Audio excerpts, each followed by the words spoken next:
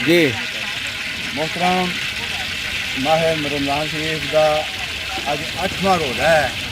8 رمضان شریف ہے الحمدللہ یہ میاں شبیر صاحب بن ابن چاچا جی غلام حیدر جو صاحبزادے نے اور انہوں کی محبت کے نال اسی آ جا رہے ہیں اور یہ سارے نال بڑا اچھا تعاون کرتے ہیں محبت کرتے ہیں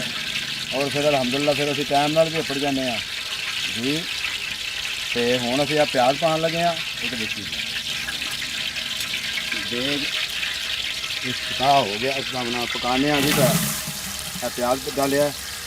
لو جی سید شبیر صاحب چاچا غلام حیدر صاحب زادے تو جناب مسلسل اج 8واں دن ہے یہ تقریباً پیپا گھیو کا کھا رہا ہوئے دیسی گل کرنے نا ہاں ویخ لو جی یہ چیز پڑھ چڑھ کے حصہ لے رہے ہیں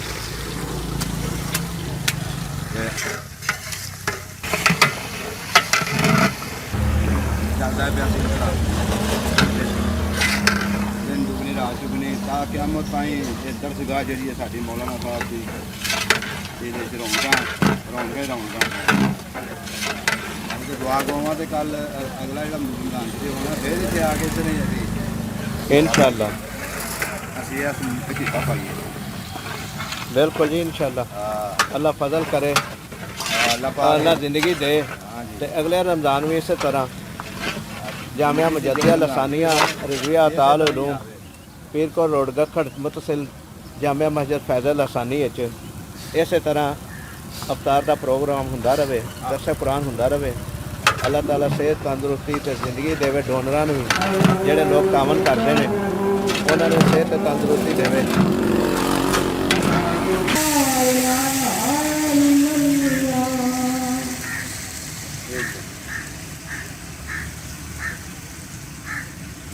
لو جی ٹھیک ہے ہاں جی ہاں لہسن لگایا گیا اب گوشت مٹن چکن ڈالا جا رہا ہے مرغی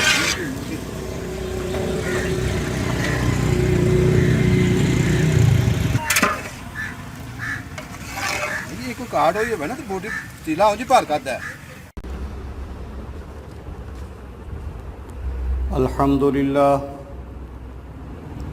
الحمد للہ وحدہ والصلاة والسلام علی من لا نبی بعدہ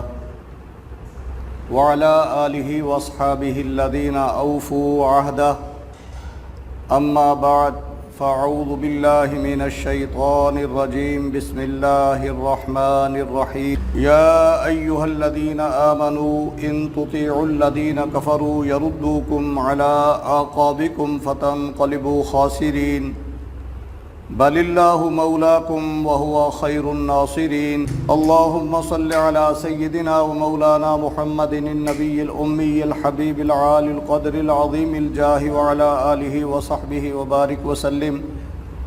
صلاة و سلاما علیکہ یا سیدی یا رسول اللہ صلاة و سلاما علیکہ یا سیدی یا حبیب اللہ اللہ رب محمد صلی علیہ وسلم نحن عباد محمد صلی علیہ وسلم برادران اسلام اللہ سبحانہ و تعالی قرآن پاک میں ارشاد فرماتے ہیں آج کی جو آیہ کریمہ ہے یہ ان آیات میں سے ہے جن کے اندر براہ راست اللہ سبحانہ و تعالی نے ایمان والوں کو خطاب کیا ہے قرآن پاک کے اندر اس طرح کی تقریباً 99 آیات ہیں 90 کے قریب جن میں اللہ سبحانہ و تعالی نے ایمان والوں کو خطاب کیا ہے اللہ سبحانہ و تعالی ارشاد فرماتے ہیں یا ایہا الذین آمنوا اے ایمان والو ان تطیعوا الذین اگر تم اطاعت کرو ان لوگوں کی کافروا جنہوں نے کفر کیا یردوکم وہ پلٹا دیں گے تمہیں علی اعقابکم الٹے پاؤں यरुद्दूकुम अला आकाबिकुम, वो फेर देंगे तुम्हें उल्टे पाँव। फतनक़लिबू खासिरीन, फिर तुम नुकसान में जा पड़ोगे। बलिल्लाहु मौलाकुम, अलबत्ता अल्लाह सुब्हानहु व तआला तुम्हारा कारसाज है, अल्लाह सुब्हानहु व तआला तुम्हारा मौला है। वहुवा खैरुन नासिरीन, और वो बेहतरीन मदद करने वाला है। इससे पहली जो आयात करीमा थी, जो मौजू चल रहा है आयात का, उनमें अल्लाह सुब्हानहु व तआला ने मुसलमानों को कुफ़ार के मुकाबले में साबित कदम रहने की तलक़ीन फरमाई थी। अब यहाँ इन आयात में मुसलमानों को, मोमिनों को कुफ़ार के मुकाबले में अल्लाह सुब्हानहु व तआला पर भरोसा करने की ताकीद और तलक़ीन की जा रही है। इस आया करीमा का मुख्तसर सा मतलब ये है कि इस्लाम पर साबित कदम रहकर कुफ़ार का मुकाबला किया करो और कुफ़ार की बातों में ना आओ, उनकी बातें ना सुनो, उनके इरादों की पैरवी ना करो। अगर तुमने ऐसा कर लिया तो वो तुमको मुर्तद कर देंगे, तुमको इस्लाम से भटका देंगे और तुम वापस चले जाओगे अपनी पिछली हालत में। इस आया करीमा का शान नुज़ूल ये है कि जंग उहद की शिकस्त के बाद यहूद व नसारा ने या मुनाफिकीन मदीना ने मुसलमानों से कहा कि तुम अपने पहले दीन की तरफ लौट जाओ और अपने भाइयों से मिल जाओ तो बच सकते हो। अगर ये दीन इस्लाम सच्चा होता तो उहद में तुम्हें शिकस्त ना होती। हालांकि फ़तह व शिकस्त जो है ये अल्लाह सुब्हानहु व तआला की कुदरत में और कब्ज़े में है, और जो जंग में अच्छी पॉलिसी बना लेता है, अच्छी जगह पे होता है, वो कामयाब होता है। इस जंग में मुसलमानों ने नबी अकरम सल्लल्लाहु अलैहि वसल्लम के फरमान पर पूरी तरह अमल दरामद न किया तो उनको शिकस्त हुई। तो अल्लाह सुब्हानहु व तआला ने ये आयात नाज़िल फरमाकर मुसलमानों को आगाह किया कि कुफ़ार तुमको मुर्तद करना चाहते हैं, लिहाजा उनका कहा ना मानो और इस्लाम पर साबित कदम रहो ताकि आखिरत के नुकसान से बच सको। फिर यहीं पर अल्लाह सुब्हानहु व तआला ने बता दिया कि फ़तह व शिकस्त जो है ये अल्लाह सुब्हानहु व तआला के कब्ज़े में है, अल्लाह सुब्हानहु व तआला की कुदरत में है। अल्लाह सुब्हानहु व तआला ने उनसे ये कहा मुसलमानों से कि तुम कुफ़ार की बातों पर एतबार और भरोसा न करो। बलिल्लाहु मौलाकुम, बल्कि अल्लाह सुब्हानहु व तआला तुम्हारा मौला है और तुम्हें अपने मौला पर, अपने कारसाज पर भरोसा रखना चाहिए। और फिर ये आज की शिकस्त जो है ये कल की फ़तह भी हो सकती है, जैसा कि इसके बाद तमाम जंगों में सहाबाए किराम रिदवानुल्लाहि अलैहिम अजमाइन को फ़तह व कामयाबियाँ और कामरानियाँ नसीब हुई। फिर अल्लाह सुब्हानहु व तआला ने इरशाद फरमाया वहुवा खैरुन नासिरीन, कि अल्लाह सुब्हानहु व तआला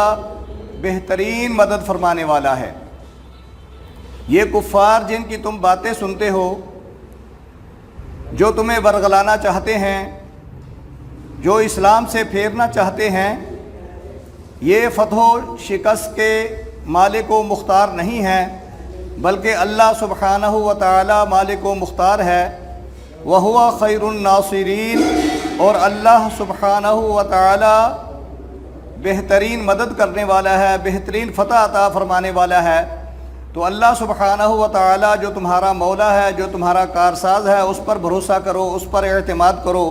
وہ تمہیں فتح سے ہمکنار فرمائے گا۔ آگے آیت میں ارشاد فرمایا بل اللہ مولاکم وہو خیر الناصرین، اللہ سبحانہ و تعالی تمہارا مددگار ہے، کارساز ہے، اللہ تعالیٰ سے وہی تم کو بچائے گا، وہو خیر الناصرین، اور وہ بہترین مددگار ہے، وہ آخرت میں تمہیں اسلام پر ثابت قدم رہنے اور نیک اعمال کا اجر عطا فرمائے گا۔ حضرات گرامی، اس آیہ کریمہ کا پیغام یہ ہے کہ مسلمانوں کو کفار کی بجائے اللہ سبحانہ و تعالیٰ کی ذات پر بھروسہ کرنا چاہیے اور اللہ سبحانہ و تعالیٰ ہی کو کارساز ماننا چاہیے، اور یہی کامیابی کا ایک طریقہ ہے کہ مسلمان جو ہیں وہ اللہ تعالیٰ پر بھروسہ کریں اور نبی اکرم صلی اللہ علیہ وسلم کی محبت جو ہے اس کو اپنے دل میں اچھی طرح راسخ کرنے کے بعد نبی اکرم صلی اللہ علیہ وسلم کے اسوہ حسنہ پر اور نبی اکرم صلی اللہ علیہ وسلم کی سیرت پر عمل کرتے ہوئے اسلام کے ساتھ وابستہ رہیں۔ اسلام ہی ان کو دنیا اور آخرت میں کامیابی عطا فرما سکتا ہے۔ دوسری آیہ کریمہ اللہ سبحانہ و تعالی ارشاد فرماتا ہے یا ایھا الذین آمنوا لا تکونوا کالذین کفروا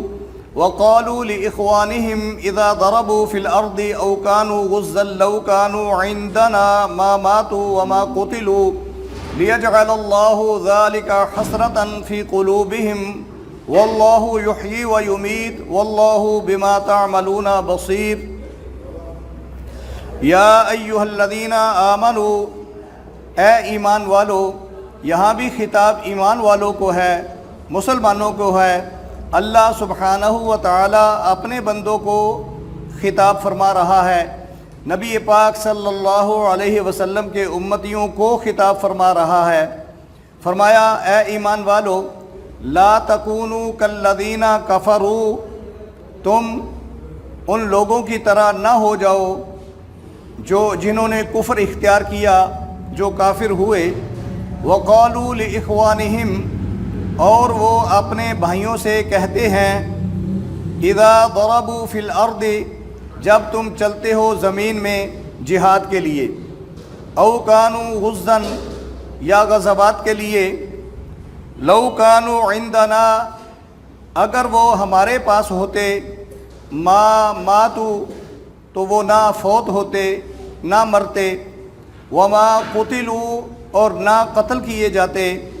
لیجعل اللہ ذلک حسرۃ،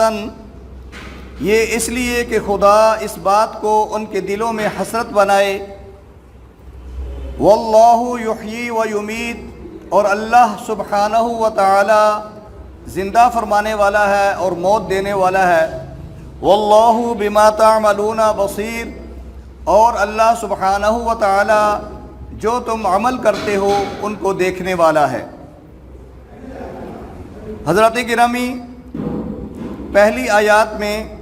ان لوگوں کا بیان ہوا تھا جو جہاد میں اور غزوات سے جی چراتے تھے۔ اب یہاں پہ اس آیہ کریمہ میں مسلمانوں کو منافقین کی عادتوں، بری عادتوں اور برے اطوار سے بچنے کا حکم ہے۔ یہ مسلسل آیات کریمہ ہیں۔ اللہ سبحانہ و تعالی نے صحابہ کرام رضوان اللہ علیہم اجمعین کو اور مسلمانوں کو ہمیشہ کفار و مشرکین سے، منافقین سے، نصارہ سے، ان کی سازشوں سے آگاہ کیا اور بار بار ان سے بچنے کی تاکید کی۔ اور یہاں پہ فرمایا گیا کہ مسلمان جو ہیں وہ کفار کی طرح بد اعتقادی نہ کریں، بلکہ اللہ سبحانہ و تعالی ہی پر بھروسہ رکھیں۔ اللہ سبحانہ و تعالی مسلمانوں کو وہ سبق دے رہا ہے، وہ باتیں بتا رہا ہے کہ مسلمانوں کو کفار کے ساتھ کسی قسم کا کوئی تعلق نہیں رکھنا چاہیے، ان کی باتوں پر بھروسہ نہیں رکھنا چاہیے، ان کے ساتھ دوستی نہیں لگانی چاہیے، کل بھی اس طرح کی آیات کریمہ کا ہم نے مطالعہ کیا تھا اور ان کا درس دیا تھا۔ اللہ سبحانہ و تعالی بار بار قرآن پاک میں ہم مسلمانوں کو کفار و مشرکین سے دور رہنے کی تلقین و تاکید فرماتا ہے۔ کل بھی یہی درس تھا، آج بھی وہی درس ہے قرآن پاک میں دوسری آیات میں، یعنی بار بار تکرار کے ساتھ مسلمانوں کو جو بات کہی جا رہی ہے وہ یہ ہے کہ کفار سے دور رہیں، مشرکین سے دور رہیں، منافقین سے دور رہیں، یہود و نصارہ سے دور رہیں، ان سے دوستی نہ کریں، ان پر اعتبار نہ کریں، ان کو اپنے دلوں کے راز نہ بتائیں، کیونکہ اس میں مسلمانوں کی کمزوری ہے اور مسلمانوں کی شکست ہے۔ تو اس میں جو کرنا چاہیے وہ یہی ہے کہ ہم مسلمانوں پر انحصار کریں، مسلمانوں کے ساتھ دوستی کریں۔ بار بار قرآن پاک میں یہی بات بتائی گئی ہے، لیکن ہم آج کے مسلمان جو ہیں ہم ان اسباب کو بھول بیٹھے ہیں۔ قرآن پاک کی ان آیات کا جو درس ہے وہ ہم نے بھلا دیا ہے، اسی لیے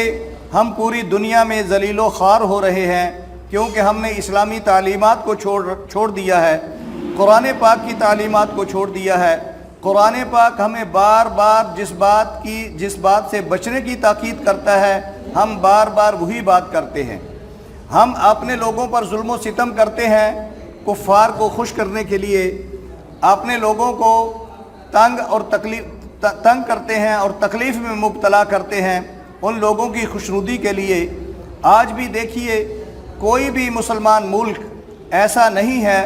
جو اپنی آزاد خود مختار ریاست رکھتا ہو، اپنی آزاد خود مختار خارجہ پالیسی رکھتا ہو،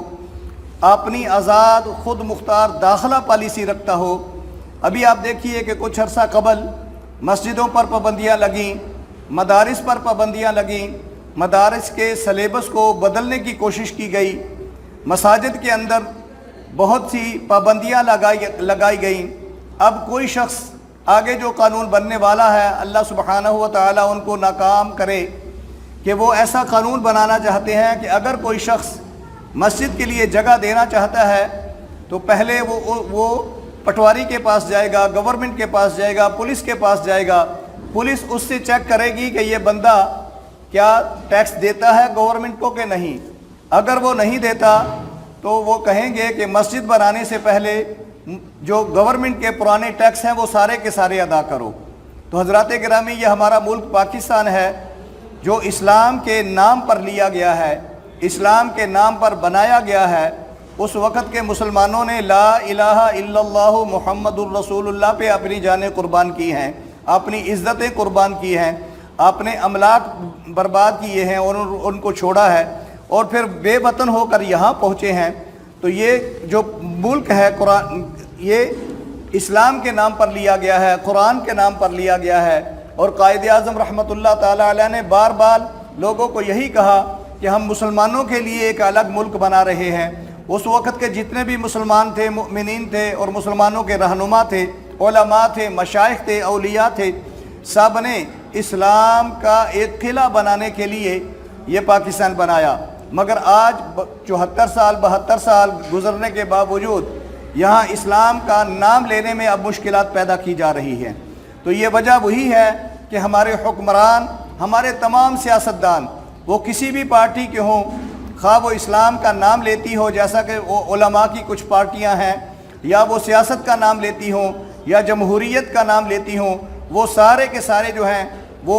کفار کے ایجنٹ ہیں اور ان کے لیے کام کر رہے ہیں۔ اللہ سبحانہ و تعالی قرآن پاک میں بار بار ہمیں ان سے بچنے کی تاکید کرتا ہے، ہم بار بار ان سے جا کے بغل گیر ہوتے ہیں۔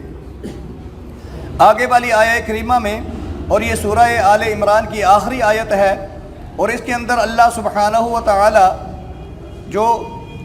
پوری صورت ہے اس کا خلاصہ بیان فرما رہے ہیں۔ ارشاد ہوتا ہے یا ایھا الذین آمنوا اصبروا وصابروا ورابطوا واتقوا اللہ لعلکم تفلحون، اے ایمان والو صبر کرو۔ تو جیسا کہ پہلے بھی ہم بیان کر چکے ہیں، الگ سے صبر کا معنی بھی بیان کر چکے ہیں کہ صبر کا معنی وہی ہے کہ اللہ سبحانہ و تعالی اور اللہ کے حبیب پاک صلی اللہ علیہ وسلم کی تعلیمات پر عمل کرنے میں جو مشکلات پیش آتی ہیں، جو تنگی ترشی آتی ہے، جو مشکلات سامنے آتی ہیں، جن کٹھنائیوں کا ہمیں سامنا کرنا پڑتا ہے، ان کٹھنائیوں کا پر، ان مشکلات پر صبر کرو۔ یا ایھا الذین آمنوا اصبروا، اے ایمان والو صبر کرو۔ تو صبر وہیں پہ کیا جاتا ہے جہاں پہ مشکلات ہوں۔ تو حضرات گرامی، یہ پوری سورہ آل عمران کا خلاصہ اللہ سبحانہ و تعالی بیان فرما رہا ہے، اور اس آیہ کریمہ، اس سورہ مبارکہ میں اللہ سبحانہ و تعالی نے مؤمنین کو جتنے بھی احکامات ارشاد فرمائے ہیں ان پر صبر کی تلقین کی جا رہی ہے، اور صبر کے ساتھ ان پر عمل کرنے کی توفیق، صبر پر عمل کرنے کا حکم دیا جا رہا ہے۔ اللہ سبحانہ و تعالی آگے ارشاد فرماتے ہیں وَصَابِرُوا، اور ایک دوسرے کو صبر کی تلقین بھی کرو۔ صرف یہی نہیں کہ تم خود صبر کرو، بلکہ اپنے دوسرے مسلمان بھائی کو بھی صبر کی تلقین کرو، اور اسے استقامت پر کھڑا کرو، دین حق پر قائم رہنے کی تلقین کرو، اور اسے یہ بتاؤ کہ یہ دنیا کا جتنا بھی معاملات ہیں یہ دنیا میں رہنے والے ہیں، آخرت میں جانے والے نہیں ہیں، بلکہ یہیں پر رہنے والے ہیں۔ اگر تم یہاں پہ صبر کرو اور دین حق پر قائم رہو تو یہ تمہیں آخرت میں کام آئے گا، اور اس سے تمہارے درجات بلند ہو گئے۔ آگے ارشاد فرمایا وَرَابِطُوا، اور ایک دوسرے کے ساتھ رابطہ رکھو۔ آپ دیکھیے کہ ہمارے مسلمانوں کے اندر آپس کے رابطے نہیں ہیں، مسلمان جماعتوں کے آپس کے اندر رابطے نہیں ہیں، علماء کے آپس کے اندر رابطے نہیں ہیں، علماء و مشائخ کے آپس کے اندر رابطے نہیں ہیں، ہمارے مسلمان لیڈروں کے آپس کے اندر رابطے نہیں ہیں، ہمارے مسلمان ملکوں کے آپس کے اندر رابطے نہیں ہیں، جبکہ اللہ سبحانہ و تعالی ہمیں حکم فرما رہا ہے وَرَابِطُوا، اور آپس میں رابطہ رکھو۔ رابطہ تو ہمارا ہے نہیں، ہم ایک دوسرے کو کیسے اپنی مشکل بیان کریں گے، کیسے ایک دوسرے کے دکھ درد میں شامل ہوں گے، کیسے ایک دوسرے کے دکھ درد کو بٹا سکیں گے، کیونکہ ہم نے قرآن پاک کی تعلیم کو چھوڑا ہوا ہے۔ ہم اگر قرآن پاک کی تعلیم پر عمل کریں، صبر کریں، ایک دوسرے کو صبر کی تلقین کریں، اور ایک دوسرے کے ساتھ رابطے میں رہیں، تو پھر یہ ہماری کامیابی کی نشانیاں ہیں۔ ہم کامیاب ہو سکتے ہیں اگر ہمارے اندر یہ صفات پیدا ہو جائیں۔ آگے اللہ سبحانہ و تعالی ارشاد فرما رہا ہے وَاتَّقُوا اللَّهَ لَعَلَّكُمْ تُفْلِحُونَ، یہ کام کرو کہ ایمان بھی لاؤ، صبر خود بھی کرو، ایک دوسرے کو صبر کی تاکید و تلقین بھی کرو، رابطے میں بھی رہو۔ وَاتَّقُوا اللَّهَ، اس کے بعد اللہ سبحانہ و تعالی سے ڈرو،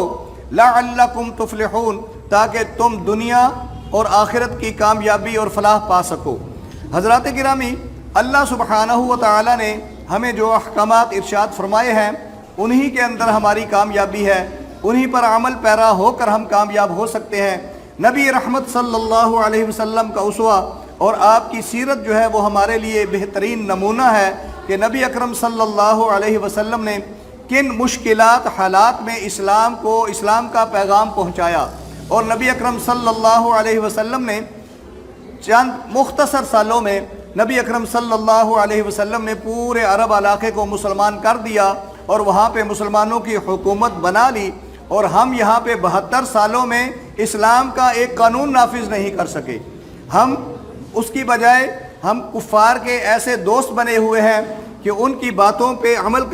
کرتے ہوئے ہم اپنی مسجدوں میں پابندیاں لگوا چکے ہیں، مدارس میں پابندیاں لگوا چکے ہیں۔ مسلمانوں کا کوئی لیڈر اسلام کے نام پہ پاکستان کے اندر اسلامی قانون کے نفاذ پہ الیکشن نہیں لڑ سکتا۔ تو یہ ہماری کمزوری ہے۔ ہم مسلمانوں کو چاہیے کہ ہم اپنی اس کمزوری کو دور کریں، اور قرآنی تعلیمات پر عمل کرتے ہوئے،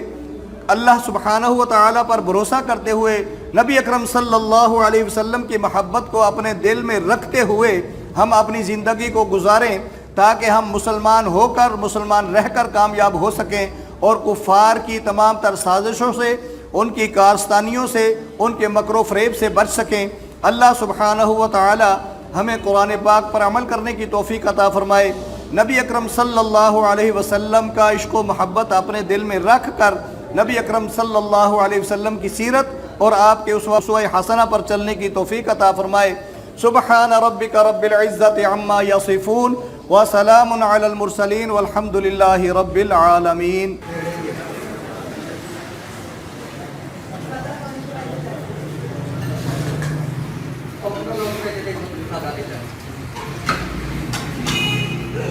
Gracias.